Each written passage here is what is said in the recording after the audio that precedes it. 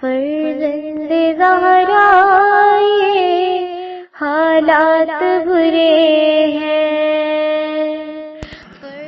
کاشانہ بصیرت ایک ایسا مکمل یوٹیوب چینل جس پر محروم بصارت کے لیے بالخصوص اور تمام افراد کے لیے بالعموم سینکڑوں کی تعداد میں اسلامی کتب دستیاب ہیں۔ لہذا گزارش ہے کہ آپ اپنی ذمہ داری نبھاتے ہوئے کاشانہ بصیرت کو سبسکرائب کرنے کے ساتھ ساتھ بیل آئیکن کو پریس کیجئے تاکہ آپ علم کے حصول کے ساتھ ساتھ مذہب اہل بیت کی اشاعت میں بھی اہم کردار ادا کرتے رہیں۔ کاشانہ بصیرت۔ فرزند زہرا یہ حالات برے ہیں۔ اعوذ باللہ من الشیطان الرجیم، بسم اللہ الرحمن الرحیم۔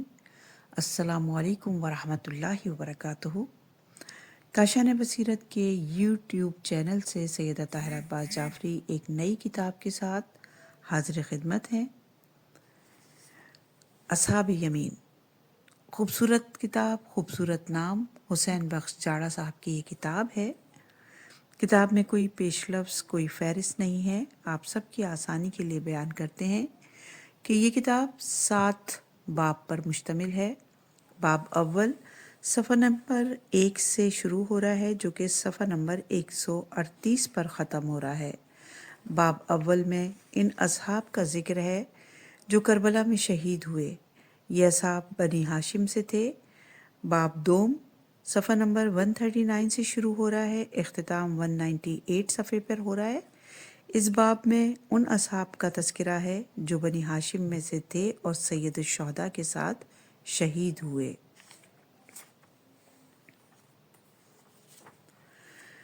تیسرا باب صفحہ نمبر 199 سے شروع ہوتا ہے اور صفحہ نمبر 251 تک اختتام ہوتا ہے۔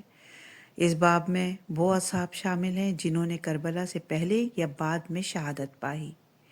چوتھا باب صفحہ نمبر 252 سے صفحہ نمبر 307 تک ہے۔ اس باب میں مختار ثقفی کے حالات بیان ہوئے ہیں۔ پانچواں باب صفحہ نمبر 308 سے صفحہ نمبر 336 تک ہے۔ اس باب میں محمد بن حنفیہ پر گفتگو ہے۔ چھٹا باب صفحہ نمبر 336 سے 378 تک ہے۔ اس باب میں واقعات ہیں شہادت سید الشہداء کے بارے میں۔ آخری باب یعنی 7واں باب 379 سے شروع ہو رہا ہے صفحہ نمبر سے اور 406 صفحے تک ہے۔ اس باب میں مدفن سر اقدس امام حسین علیہ السلام کے بارے میں تفصیل سے بیان ہے۔ یہاں پہ 7واں باب ختم ہوتا ہے۔ آئیے کتاب کا باقاعدہ آغاز کرتے ہیں۔ صفحہ نمبر 1 ہے اور باب اول شروع ہو رہا ہے۔ عنوان ہے ان صحابہ کا ذکر جو بنی ہاشم سے نہ تھے اور میدان کربلا میں درجہ شہادت پر فائز ہوئے۔ نام ہے ابو ثمامہ سعیدی۔ ان کا نام عمرو بن عبداللہ تھا اور قبیلہ بنی سعد سے تھے جو قبیلہ حمدان کی ایک شاخ تھی۔ یہ بزرگوار حضرت امیر علیہ السلام کے سرباز شیعوں میں سے تھے۔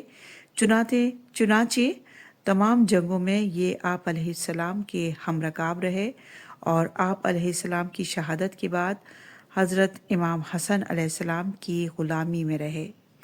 معاویہ کی موت کی خبر جب کوفے میں پہنچی اور شیعان علی نے سلیمان بن سرد خزائی کے گھر میں ایک مجلس مشاورت قائم کی تو یہ بھی ان میں سے تھے اور انہوں نے بھی امام حسین علیہ السلام کو دعوتی خط لکھا تھا۔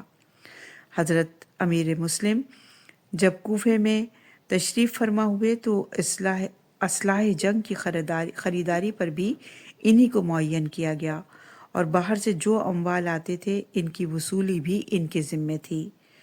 جناب حضرت مسلم کے حکم سے عبید اللہ بن زیاد کے قصر کا محاصرہ ہوا تو حضرت مسلم کی جانب سے قبیلہ حمدان و تمیم کا لمبردار ابو ثمامہ کو بنایا گیا۔ چنانچہ انہوں نے پوری پامردی کا مظاہرہ کیا جب لوگوں کی بے وفائی سے حضرت مسلم کو پوشیدہ ہونا پڑا تو آپ اپنے خاندان میں چھپے رہے اور آخرکار نافع بن ہلال کے ہمراہ کوفے سے نکل کھڑے ہوئے اور راستے میں امام حسین علیہ السلام سے جا ملے، اور جتنے دن امام کی صحبت میں باریاب رہے انتہائی وفاداری سے فرائض غلامی ادا کرتے رہے۔ صفحہ نمبر 2۔ روز عاشور جب صحابہ حسین نے یکے بعد دیگرے ایک دوسرے سے شہادت میں سبقت حاصل کرنا شروع کی تو ابو ثمامہ نے عرض کیا، یا آقا میں دیکھتا ہوں کہ یہ لوگ آپ کے قتل سے باز آنے والے نہیں ہیں، اور میں چاہتا ہوں کہ آپ کے سامنے جام شہادت نوش کروں، لیکن نماز کا وقت آ گیا ہے اور بہت دوست رکھتا ہوں کہ یہ آخری نماز بھی آپ ہی کی اقتداء میں ادا کر لوں۔ امام علی مقام نے آسمان کی طرف نظر اٹھائی تو زوال ہو چکا تھا۔ فرمایا، اے ابو ثمامہ، تو نے نماز کو یاد کیا ہے، خدا تجھے نماز گزاروں میں سے کرے۔ پس امام علیہ السلام نے نماز خوف پڑھائی اور ابو ثمامہ نے نماز کے بعد عرض کیا، اے فرزند رسول، میں اپنے ساتھیوں کے ساتھ ملحق ہونے کے لیے بے چین ہوں، اور آپ علیہ السلام کو غریب و بے یار دیکھ کر طبیعت میں تاب برداشت نہیں رہی۔ امام نے اجازت دی، ابو ثمامہ نے میدان کارزار میں قدم بڑھایا، پس آپ فوج اعداء پر شیر ببر بن کر حملہ آور ہوئے اور بہت سے ملاعین کو قتل کیا اور بالآخر زخمی ہو کر گر گئے۔ پس قیس بن عبداللہ نے ان کو شہید کیا جو ان کا چچا زاد تھا۔ زیارت ناحیہ مقدسہ میں حضرت قائم آل محمد نے اس پر ان الفاظ میں سلام بھیجا، سلام علی ابی ثمامہ عمرو بن عبداللہ سعیدی۔ اگلے اصحاب کا نام ہے ابو عمرو نہشیلی۔ ان کے نام میں قدر اختلاف ہے، بعض کتب میں حبیب بن عبداللہ نہشیلی مذکور ہے اور بعض نے زیاد بن عریب لکھا ہے، اور یہ بھی ممکن ہے کہ دونوں الگ الگ شخص ہوں جن کی کنیت ابو عمرو ہو، اور زیاد بن عریب کا ہمدانی ہونا بھی اس کا شاہد ہے۔ بہرکیف ابو عمرو نہشیلی نمازی، شب بیدار، متقی، پرہیزگار اور حضرت امیر علیہ السلام کے شاگرد اور غلام وفادار تھا۔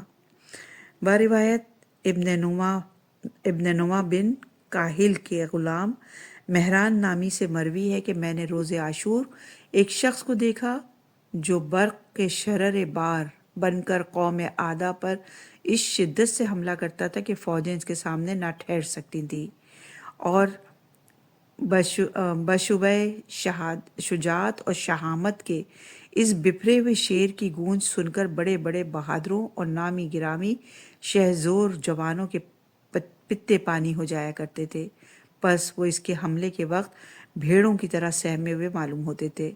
میں نے بحر تعجب میں غرقاب ہو کر دریافت کیا کہ یہ کون مرد میدان ہے، تو جواب دیا گیا کہ یہ عمرو بن نہشیلی ہے۔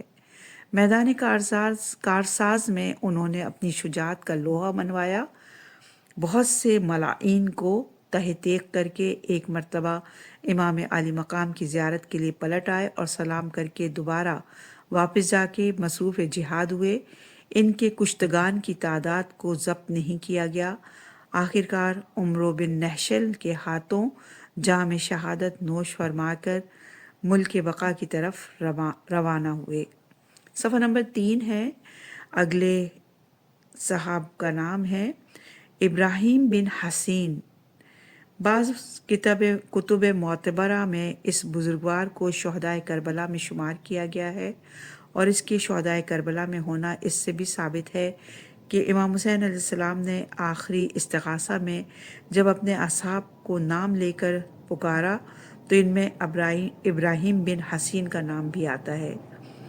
نفس المحموم سے منقول ہے کہ انہوں نے اپنے حملے میں 84 ملاعین کو جہنم رسید کیا، اور ایک روایت میں ان کے مقتولین کی تعداد 50 بیان کی گئی ہے۔ بالآخر جام شہادت نوش فرما کر کوثر کے کنارے پہنچے۔ 4 یمنی جوان، ان کے نام تفصیل وار نہیں ملے، یہ چاروں معاویہ کی فوج میں تھے۔ انہیں اپنی جوان کنواری بہن کے حاملہ ہونے کا شک ہوا، پس انہوں نے حضرت امیر علیہ السلام کے سامنے معاملہ پیش کیا تو آن حضرت نے باعجاز امامت اس کے شکم سے ایک آبی جانور کو نکالا۔ پس یہ چاروں بھائی آپ علیہ السلام کا معجزہ دیکھ کر آپ علیہ السلام کے ہم رکاب ہو گئے اور کامل الایمان شیعہ ہوئے، اپنی بہن کی کوفے میں شادی کی اور خود بھی یہیں ساکن ہو گئے۔ حضرت امیر علیہ السلام کی شہادت کے بعد امام حسن کے ہم رکاب رہے اور پھر حضرت امام حسین علیہ السلام کی غلامی میں رہ کر، نصرت امام میں رہ کر اپنے خون کا آخری قطرہ قربان کر دیا اور درجہ شہادت پر فائز ہو کر خلد بری میں جاں آباد ہوئے۔ صفحہ نمبر 4 ہے۔ اگلے اصحاب کا نام ہے حذیفہ بن اسید غفاری کا برادر زادہ۔ اس نیک بخت مجاہد کا نام نہیں مل سکا۔ فرسان الحیجہ میں بصائر الدرجات سے منقول ہے کہ حذیفہ بن اسید غفاری صحابی ذکر کرتا ہے کہ جب امام حسن علیہ السلام معاویہ کے ساتھ صلح کرنے کے بعد کوفے سے مدینے جا رہے تھے تو میں ان کے ہم رکاب تھا۔ میں نے دیکھا آپ کے سامنے ایک لدا ہوا اونٹ جا رہا تھا۔ نامعلوم اس اونٹ پر کیا چیز بار تھی اور جس طرف وہ اونٹ جاتا تھا آپ علیہ السلام اس کے پیچھے پیچھے جاتے تھے۔ میں نے عرض کیا میرے ماں باپ آپ پر فدا ہوں، اس اونٹ پر کیا چیز بار ہے کہ آپ اس سے جدا نہیں ہوتے؟ آپ علیہ السلام نے فرمایا کہ اس پر ایک دفتر ہے۔ میں نے عرض کیا کون سا دفتر؟ تو فرمایا اس میں ہمارے شیعوں کے نام درج ہیں۔ میں نے عرض کیا اے فرزند رسول، میں چاہتا ہوں کہ اپنا نام اس دفتر میں دیکھوں۔ آپ علیہ السلام نے فرمایا کل آ جانا، میں تمہیں دکھاؤں گا۔ حذیفہ کہتا ہے میں صبح کو اپنے بھتیجے کے ہمراہ خدمت اقدس میں حاضر ہوا۔ آپ علیہ السلام نے آنے کا سبب دریافت فرمایا تو میں نے عرض کیا حضور کل کا وعدہ پورا فرمائیے۔ تو آپ علیہ السلام نے فرمایا یہ جوان کون ہے؟ میں نے عرض کیا یہ میرا برادر زادہ ہے اور یہ پڑھ بھی سکتا ہے لیکن میں نہیں پڑھ سکتا۔ پس حضرت نے درمیان والے دفتر کے حاضر کرنے کا حکم دیا، چنانچہ وہ لایا گیا۔ حذیفہ کا بھتیجا مطالعے میں مشغول ہوا اور اپنے چچا سے مخاطب ہو کر کہنے لگا یہ لو چچا جان، میرا نام تو یہ لکھا ہے۔ حذیفہ نے کہا بیٹا میرا نام تلاش کرو کہ کہاں ہے۔ پس حذیفہ کا نام بھی مل گیا۔ چنانچہ دونوں خوشحال اور شادمان واپس پلٹے اور یہی جوان درجہ شہادت پر میدان کربلا میں فائز ہوا۔ مامقانی نے ذکر کیا ہے کہ حذیفہ بروز محشر امام حسن کے حوارین میں سے مشہور ہوگا۔ صفحہ نمبر 5 ہے اور ایک نامعلوم شخص مخزن البکا اور کتاب محرق القلوب صفحہ نمبر 154۔ روز عاشور جب امام مظلوم علیہ السلام زخموں سے چور خاک کربلا پر تشریف لائے، عمر سعد نے ایک شخص کو آپ کا سر تن سے جدا کرنے کے لیے بھیجا۔ جب وہ قریب آیا تو امام علیہ السلام نے فرمایا کہ تو میرا قاتل نہیں ہے، تجھے نصیحت کرتا ہوں کہ آتش جہنم کے شعلوں سے اپنے آپ کو بچا اور میرے قتل میں شریک نہ ہو۔ چنانچہ وہ شخص فوراً تائب ہوا اور عرض کیا مولا اس وقت بھی آپ کو ہماری نجات کی فکر ہے۔ پس تلوار نیام سے نکال کر کوفیوں سے لڑنے کی نیت کر لی۔ عمر سعد نے پوچھا کہ تو نے امام حسین کو قتل کیوں نہیں کیا؟ تو اس نے جواب دیا کہ میں نے حق کو پہچان لیا اور اب تجھے ہی دارالبوار پہنچانے کے لیے آیا ہوں۔ چنانچہ حملہ کیا۔ پس عمر سعد کے فوج نے اس کو گھیر لیا اور جب مرنے لگا تو امام حسین علیہ السلام کی طرف منہ کر کے عرض کیا آقا کیا میری موت آپ کی نصرت میں ہے؟ تو آپ نے اس کو خیر کی دعا دی۔ اگلے اصحاب ہیں ادھم بن امیہ عبدی، آپ شیعان بصرہ میں سے تھے۔ آپ کا باپ صحابی رسول تھا۔ اس وقت ماریہ بنت منقذ عبدی کا گھر شیعان بصرہ کے جمع ہونے کی جگہ تھی، چنانچہ ہر رات شیعان علی وہاں جمع ہوتے تھے۔ عامل بصرہ کو ابن زیاد کی طرف سے ہدایت تھی کہ تمام سڑکوں اور راستوں کی پوری طرح ناکہ بندی کی جائے تاکہ کوئی شیعہ علی نصرت حسین کے لیے نہ جا سکے۔ اس طرح امام حسین علیہ السلام عازم عراق ہو چکے تھے۔ پس ایک رات شیعان بصرہ جب ماریہ کے گھر جمع تھے تو امام حسین علیہ السلام کی نصرت کے لیے روانگی کی تحریک پیش ہوئی۔ پس 6 آدمیوں نے خفیہ طور پہ اپنے تئیں خدمت امام میں پہنچایا ان میں سے ایک ادم بن امیہ ہیں جو بروز عاشور حملہ اولا میں درجہ رفیع شہادت پر فائز ہوئے۔ باقی 5 آدمیوں کے نام یہ ہیں: عامر بن مسلم عبدی، سالم جو عامر بن مسلم کا غلام تھا، یزید بن ثبیت، عبداللہ بن یزید بن ثبیت، عبداللہ بن یزید بن ثبیت، ایک ہیں عبداللہ بن یزید بن ثبیت اور ایک ہیں عبید اللہ بن یزید بن ثبیت۔ مختصراً ان کا ذکر بعد میں ہوگا۔ صفحہ نمبر 6 ہے، عنوان ہے، صاحب کا نام ہے ابو الحتوف بن حارث۔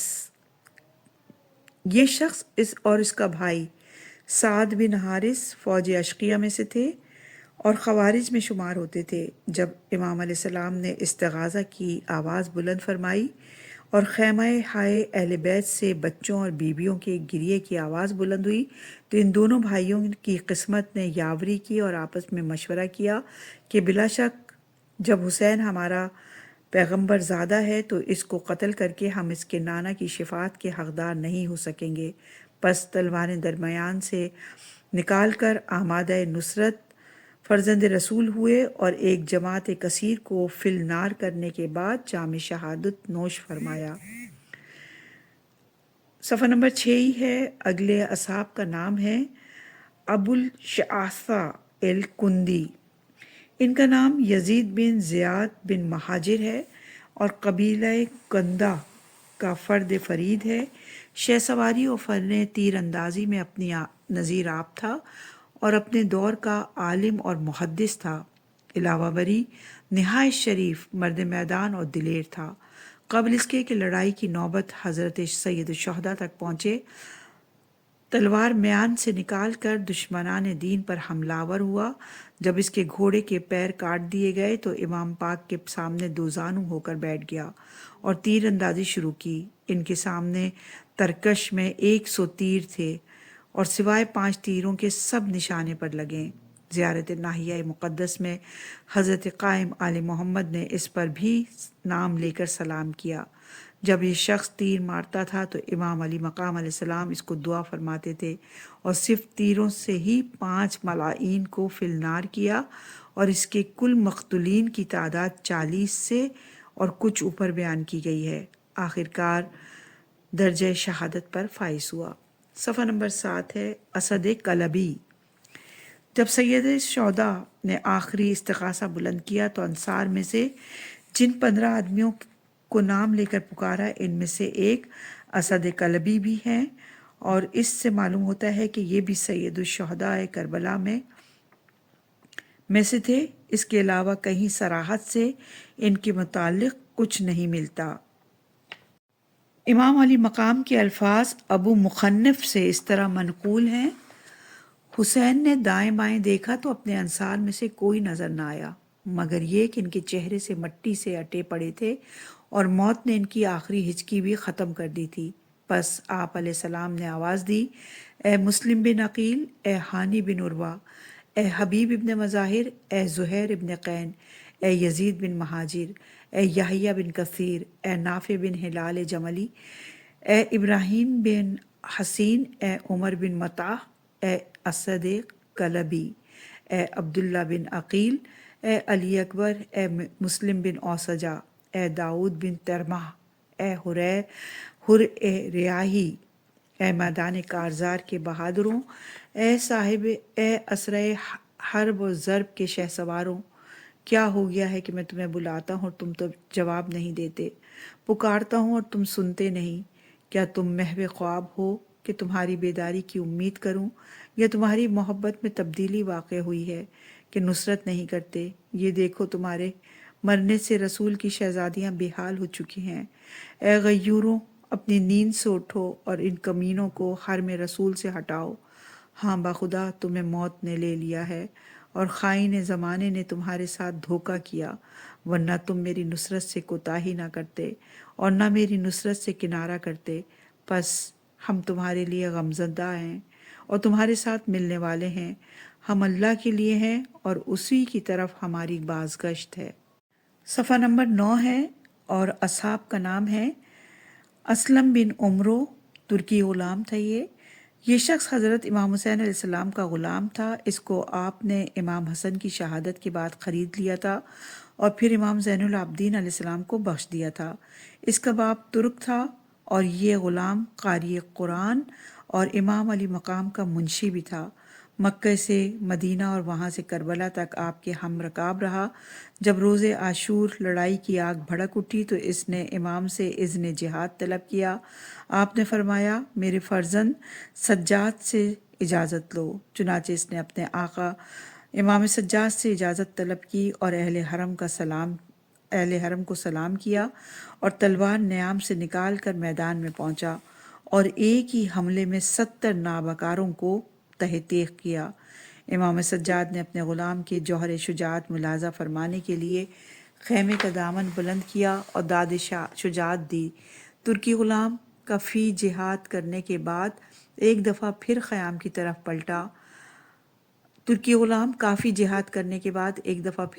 طرف پلٹا.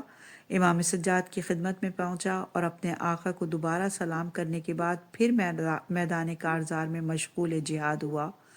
آخر شدت پیاس اور کثرت زخم کی تاب نہ لا کر زمین پر گرا. امام حسین علیہ السلام فوراً اس کے سرانے پہنچے، گھوڑے سے اتر کر روئے اور اس کے منہ پر منہ رکھا. ابھی غلام جو ترکی غلام تھا اس میں رمق جان باقی تھی. آنکھ کھولی اور دیکھا کہ سر امام حسین علیہ السلام کے زانوں پر ہے. آخر کی طرف نظر بھر کر دیکھا اور اپنی خوش بختی پر مسکراتے ہوئے راہی جنت ہوا. صفحہ نمبر 10 ہے اور نام ہے امیہ بن سعد طائی. یہ شخص تابعی تھا اور حضرت امیر علیہ السلام کے اصحاب میں سے تھا. شہ سوار و شجاع تھا. اس کا قیام کوفے میں تھا. حضرت امیر علیہ السلام کے ہمراہ لڑائیوں میں خصوصاً جنگ صفین میں اس نے خوب حصہ لیا. جب کربلا میں امام حسین علیہ السلام کی آمد سے مطلع ہوا تو کوفے سے نکل کر کھڑا ہوا اور 8ویں محرم کی رات خدمت اقدس امام میں پہنچا اور 10ویں کے دن حملہ اولا میں جام شہادت نوش کیا. اگلے شہید کا نام ہے انس بن حارث کاہلی صحابی. یہ شخص جناب رسالت مآب علیہ السلام صلی اللہ علیہ وآلہ وسلم کے صحابہ میں سے تھا. واقع کربلا میں کافی سن رسیدہ تھے. انہوں نے جناب رسالت مآب سے حدیث نقل بھی کی ہیں. چنانچہ اسقلانی نے اصحابہ میں انس بن حارث سے ایک حدیث نقل کی ہے کہ حضرت رسالت مآب صلی اللہ علیہ وآلہ وسلم سے اس نے خود سنا تھا کہ آپ فرماتے تھے میرا یہ فرزند یعنی حسین زمین کربلا میں قتل ہوگا اور جو شخص اس موقع پر حاضر ہوا اس پر اس کی نصرت واجب ہے. زیارت ناحیہ مقدسہ میں امام پاک نے اس بزرگوار پر بھی سلام بھیجا ہے.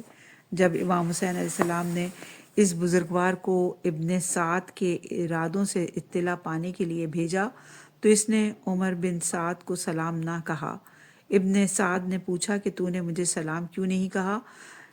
کیا تو ہمیں مسلمان نہیں سمجھتا حالانکہ ہم نے خدا اور رسول کا انکار نہیں کیا؟ تو اس بزرگوار نے جواب دیا کہ تو نے خدا اور رسول کو کس طرح پہچانا ہے جبکہ فرزند رسول کے قتل پر کمر بستہ ہے؟ پس ابن سعد نے سر جھکا لیا اور کہا خدا کی قسم ان کے قتل کرنے والوں کا انجام بے شک جہنم ہے، لیکن عبید اللہ بن زیاد کے حکم کی اطاعت سے گریز نہیں کیا جا سکتا.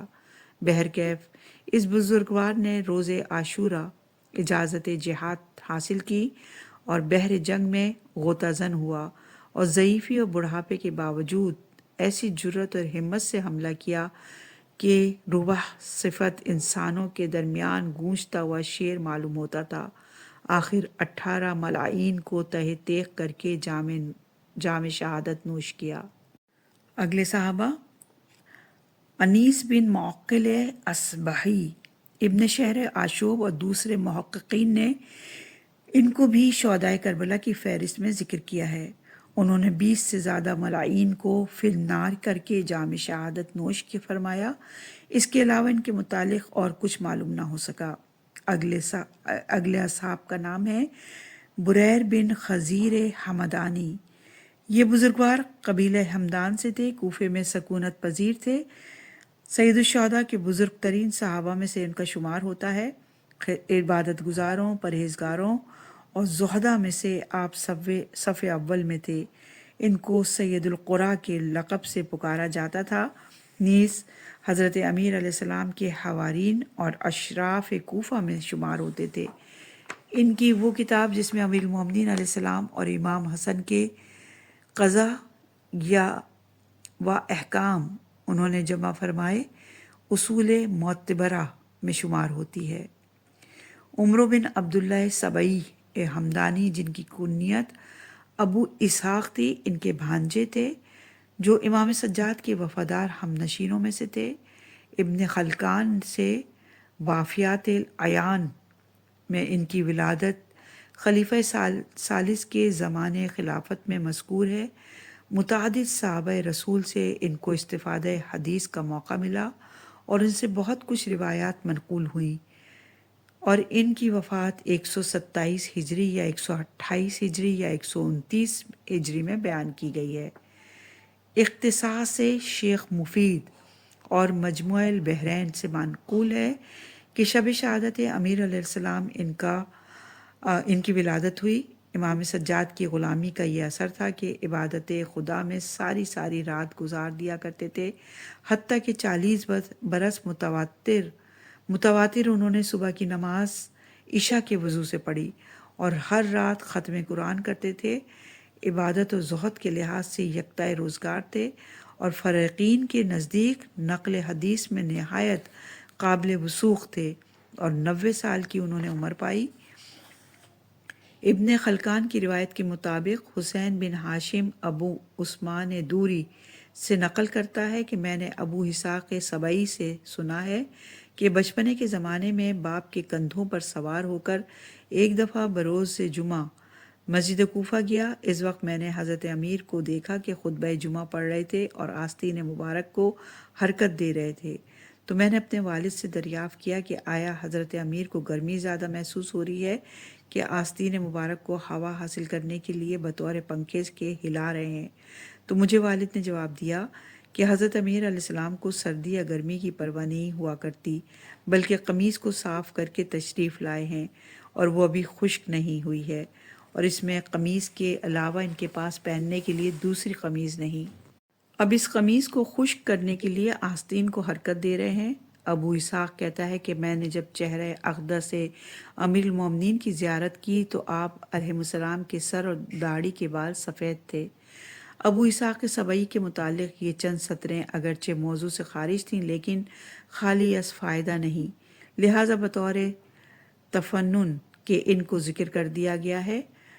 آمدم برسر مطلب حضرت بریر بن خزیر کو جب معلوم ہوا کہ امام حسین علیہ السلام مکے سے کوفہ تشریف لانا چاہتے ہیں تو یہ مکہ میں پہنچ کر آپ علیہ السلام کے ہم رکاب ہو گئے۔ جب منزل ذو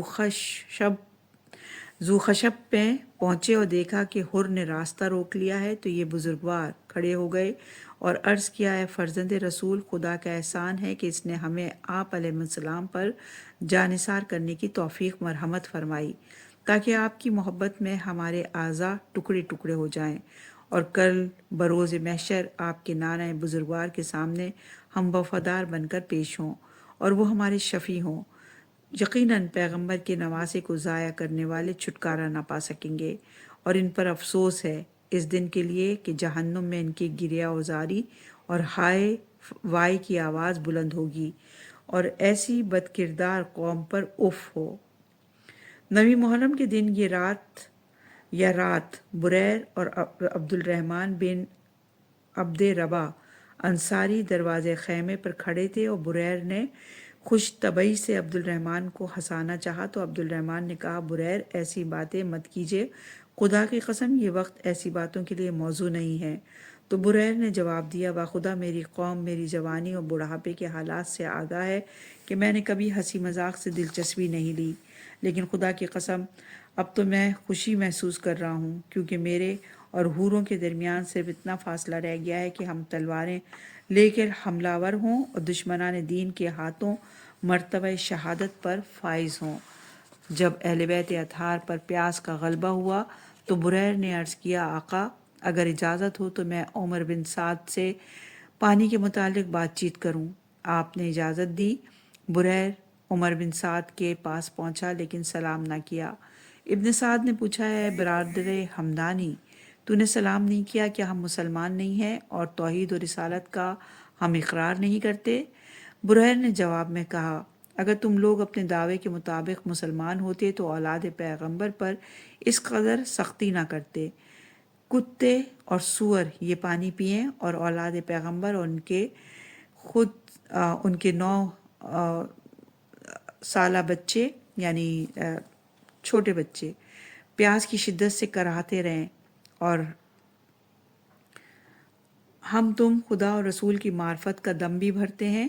یہ سن کر ابن سعد نے سر جھکا لیا اور پھر کہنے لگا، اے برادر ہمدانی، ملک کے رہ چھوڑنے کو دل نہیں چاہتا۔ خدا کی قسم میں جانتا ہوں کہ ان لوگوں کو آزار پہنچانا حرام ہے، لیکن اگر ایسا نہ کروں تو ابن زیاد مجھے رے کی حکومت نہ دے گا اور کسی دوسرے کو دے دے گا۔ بریر نے واپس آ کر امام علی مقام کو سرگزشت سنائی اور اس کے ارادہ فاسدہ سے اطلاع دی کہ وہ ملک رے کے طمع میں آپ کے قتل کے درپے ہے۔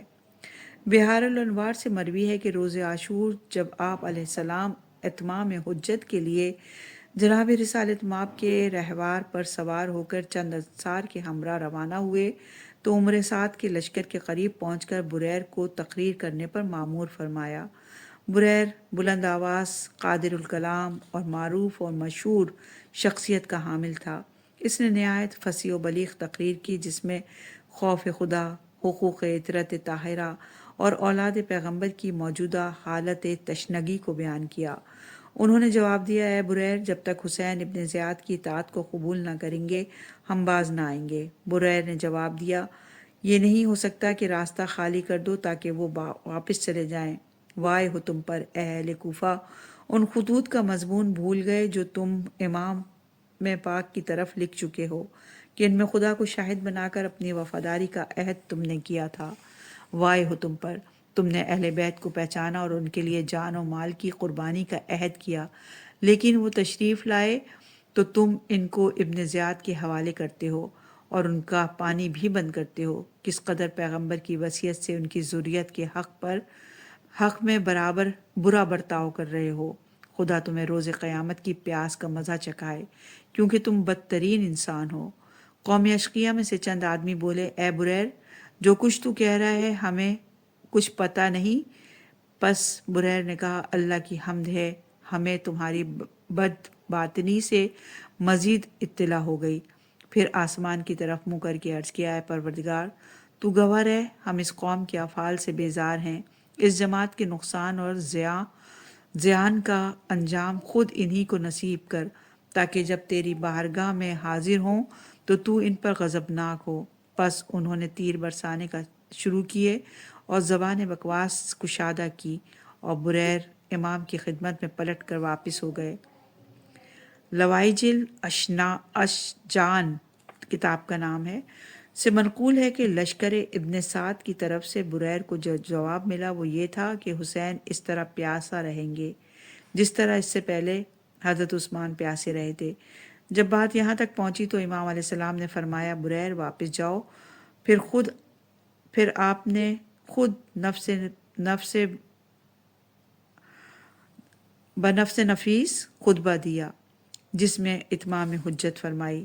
طبری سے بروایت ابو مخنف مروی ہے کہ عفیف بن زبیر جو واقع کربلا میں موجود تھا بیان کرتا ہے کہ یزید بن معقل عمر بن سعد کے لشکر سے باہر آیا اور اس نے عذرائے سرزنش بریر کے نام آواز دی، اے بریر، تو نے دیکھا کہ خدا نے تیرے عقیدے کے بدلے میں تیرے لیے کیا انتظام کیا، یعنی اب تم کو اپنے عقیدے کی سزا ملنے والی ہے۔